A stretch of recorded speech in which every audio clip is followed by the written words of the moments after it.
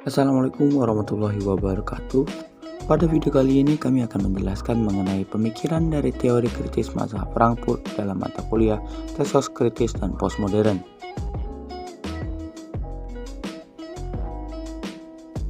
Diawali dengan teori kritis mazhab Frankfurt generasi pertama, yakni Theodor W. Adorno.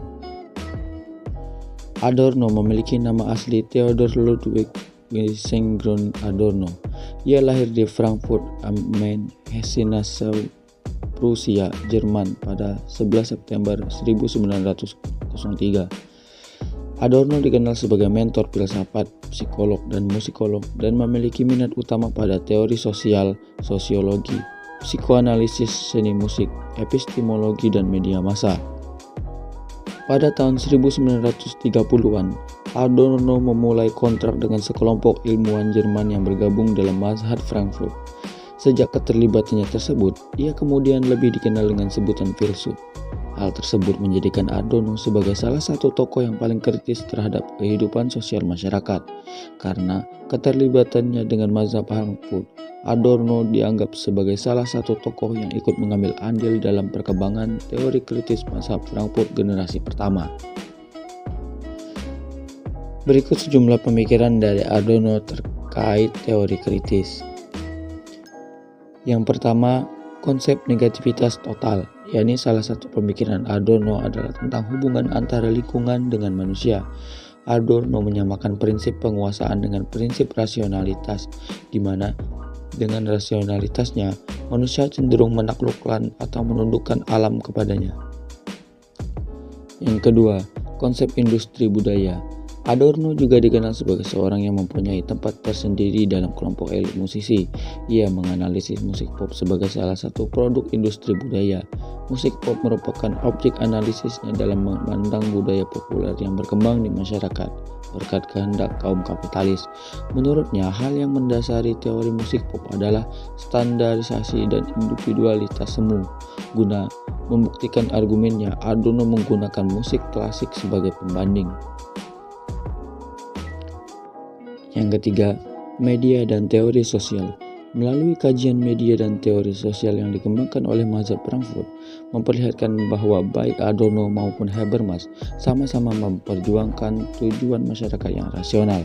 Namun, mereka berbeda secara signifikan tentang bagaimana cara terbaik untuk mencapai dan seperti apa masyarakat itu seharusnya.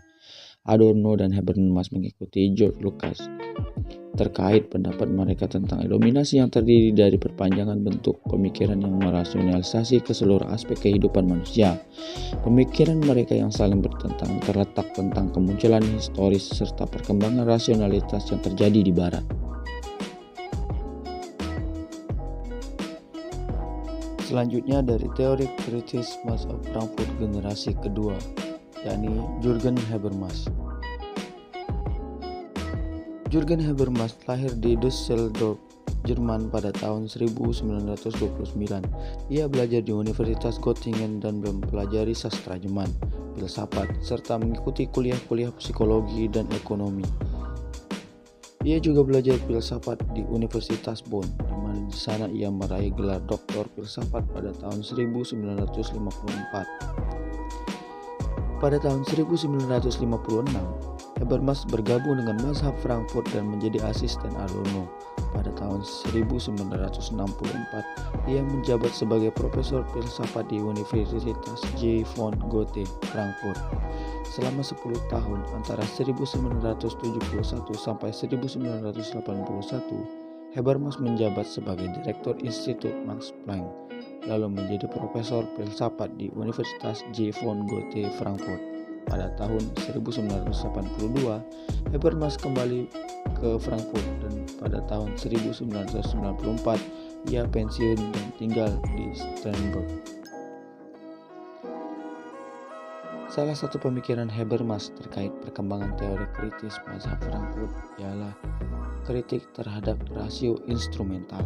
Rasio instrumental adalah rasio yang berfungsi sebagai alat belaka dan mudah dikendalikan karena sifatnya yang kosong dalam dirinya sendiri. Dan rasio ini sering dijumpai dalam nalar kepentingan-kepentingan teknis atau empiris atau analitik. Menurut Habermas, Proses rasionalisasi dalam masyarakat modern akan memunculkan kondisi masyarakat yang saling menindas karena logika yang digunakan adalah logika pasar dan birokrasi.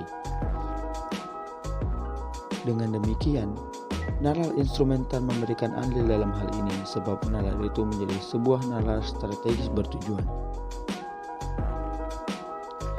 Terkait pernyataan tersebut, sebenarnya Habermas sedang menjelaskan tentang logika saling menjatuhkan antar manusia yang disebabkan dengan adanya nalar strategis bertujuan.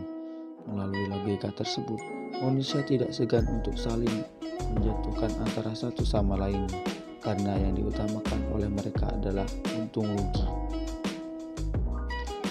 Sekian dari penjelasan kami mengenai pemikiran dari tokoh-tokoh generasi Mazhab Frankfurt tentang teori krisis dan postmodern. Kurang lebihnya kami minta maaf. Billahi taufiq wal hidayah. Wassalamualaikum warahmatullahi wabarakatuh.